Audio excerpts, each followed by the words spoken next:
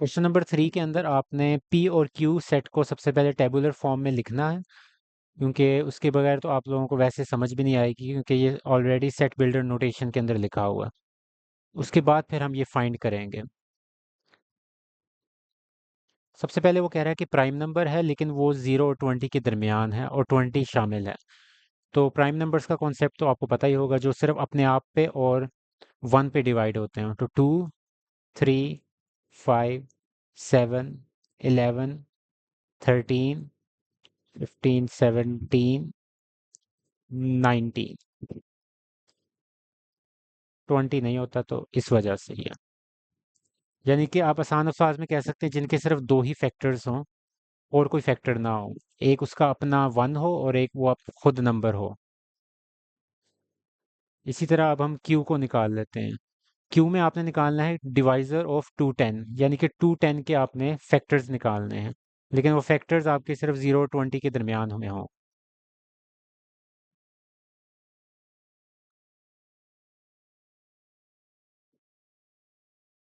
अब उसको 3 से कर देते हैं। 3, 5, 5, 7, 7, 1।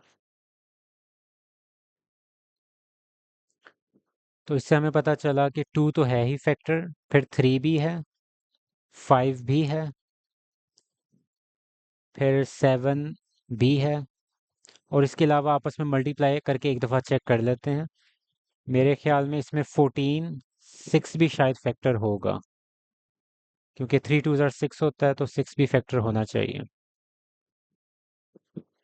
जी 6 भी है, तो इसको मैं अभी यहाँ से निकाल के पहले 6 लिखूंगा, उसके बाद फिर 7 लिखूंगा। और 2 10 थ्रू 5 10, 10 भी है इसका फैक्टर। फिर 2 3 ज़ार 6 हो गया, 2 5 ज़ार 10 भी हो गया, 2 7 ज़ार 14, 14 भी फैक्टर हुआ। फिर 3 5 ज़ार 15, 15 भी फैक्टर हो जाएगा। और इसके अलावा 7 3 ज़ार 21, वो ऊपर चला जाएगा। अगर हम 7 को 3 से मल्टीप्लाई करेंगे तो वो ऊपर चला जाएगा। और 7 5 ज़ार 35 हो जाएगा, वो भी नहीं हो सकता। तो मेरे ख्याल में यही फैक्टर्स बनते हैं इसके, जो 20 से लेस होंगे।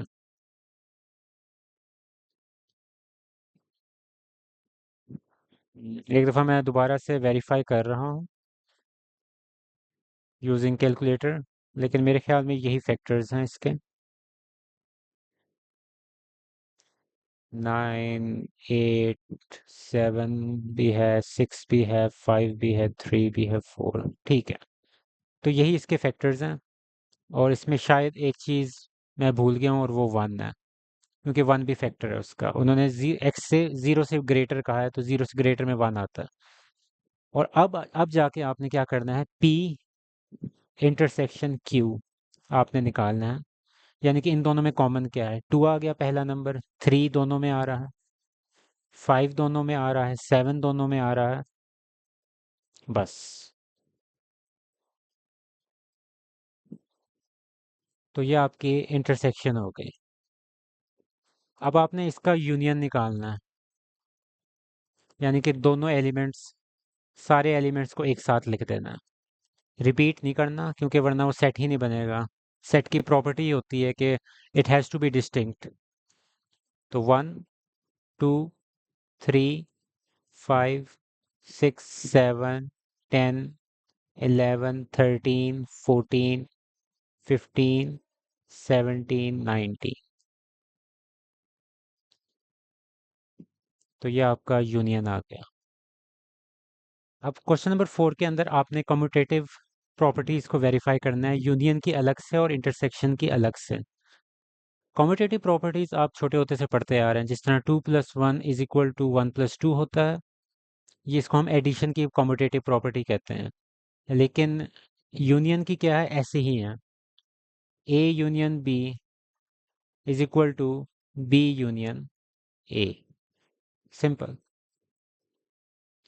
इंटरसेक्शन की कम्यूटेटिव प्रॉपर्टीज क्या होंगी, A intersection B B intersection A।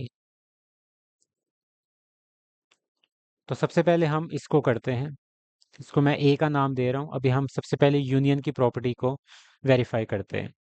तो सबसे पहले आप इसकी लेफ्ट हैंड साइड लें, ए यूनियन बी। तो ए सेट आपके पास क्या है, 1 2 3 4 5। यूनियन बी, बी आपका कौन सा सेट है, 4 6 8 10। अब आपने इनका यूनियन लेना है, यानी कि सारे एलिमेंट्स को एक साथ लिखना है। 1 2 3 4 5 6 8 10।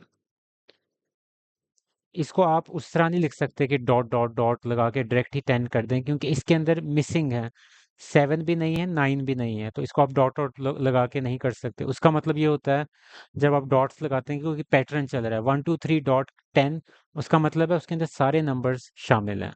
तो इसमें नहीं है, तो इस वजह से आपको ये पूरा लिखना पड़ेगा। अब ये आपकी लेफ्ट हैंड साइड हो गई।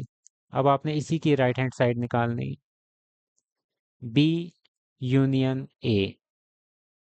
बी आपका क्या है, 4 6 8 10। यूनियन ए, ए आपका क्या है, 1 2 3 4 5। तब भी आपका आंसर वही आएगा जो ऊपर आया था, क्योंकि जगह चेंज करने से आपने इसको अरेंज तो alphabetical order from sorry ascending order में ही करना है। तो इस वजह से आपके पास फिर वही नंबर आएंगे जो ऊपर आए थे।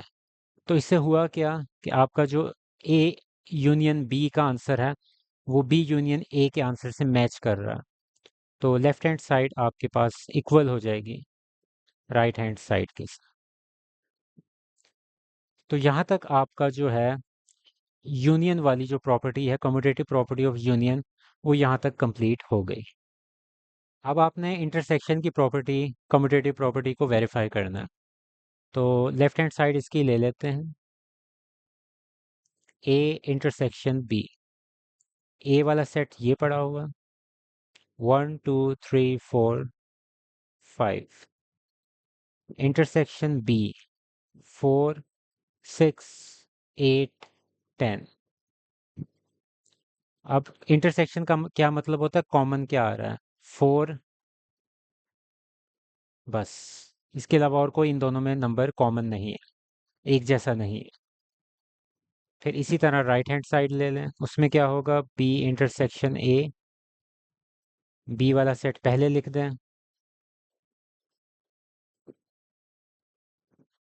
ए वाला सेट बाद में लिखें।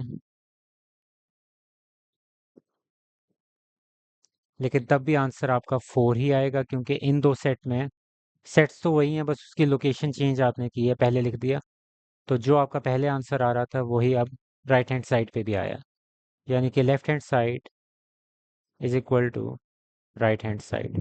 तो यहाँ जाके आपका क्वेश्चन फाइनली कंप्लीट हो रहा है, जब आपने यूनियन की भी और इंटरसेक्शन की भी प्रॉपर्टीज़ को वेरीफाई कर लिया।